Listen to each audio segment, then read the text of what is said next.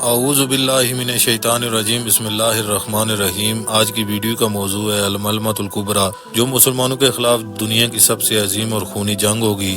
تو چلتے ہیں ویڈیو کی جانب۔ نبی علیہ الصلوۃ والسلام نے متعدد حدیثوں میں پیشن گوئی کی ہے کہ قیامت سے پہلے مسلمانوں کے خلاف ایک عالمی خونی جنگ لڑی جائے گی۔ آپ علیہ الصلوۃ والسلام نے فرمایا، یہ جنگ دنیا کی سب سے ہولناک جنگ ہوگی، اس میں انتہائی بڑے پیمانے پر اموات ہوں گی۔ بیشتر حدیث میں اس جنگ کو ملمۃ الکبریٰ کہا گیا ہے۔ اس جنگ میں مسلمانوں کے شہید ہونے والے افراد کی تعداد بے حد و حساب ہوگی، یعنی حال یہ ہوگا کہ 100 میں سے 99 مسلمان شہید ہو جائیں گے، جبکہ صرف ایک مسلمان زندہ باقی رہے گا۔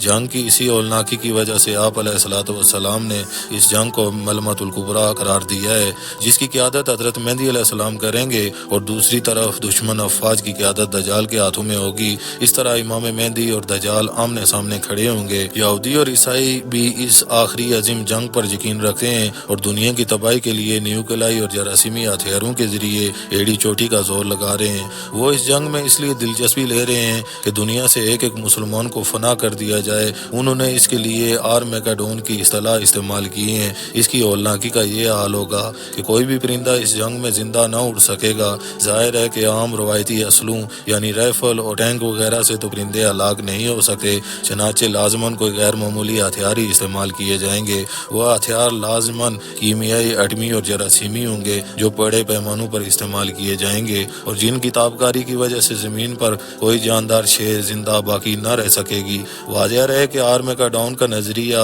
امریکہ میں بے حد مقبول ہے۔ اس اصطلاح کا مقصد یہ ہے کہ دنیا کو ختم کر دو۔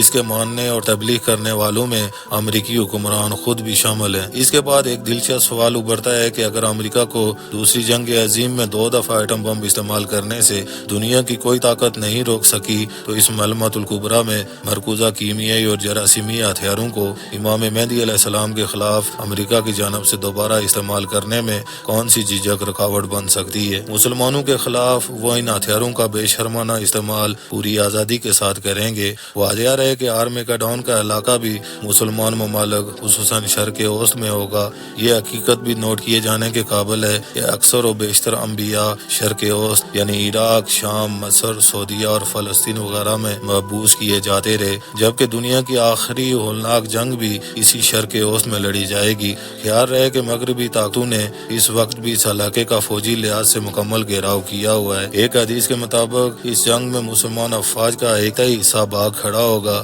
جسے اللہ تعالیٰ کبھی معاف نہیں کرے گا۔ پھر چوتھا دن آئے گا تو مسلمان افواج کے سپاہی اللہ سے جان کی بازی لگانے کا عہد و پیمان کریں گے اور اس کے نتیجے میں اللہ تعالیٰ دشمن کو جڑ سے اکھاڑ دے گا۔ واضح رہے یہ حدیث شریف کے مطابق ملمۃ الکبریٰ محض 3 سے 4 دن تک باقی رہے گی۔ ظاہر ہے ایٹمی اسلحوں کی جنگ میں آج بھی 3 یا 4 دنوں میں فیصلہ کن نتائج سامنے آ جاتے ہیں۔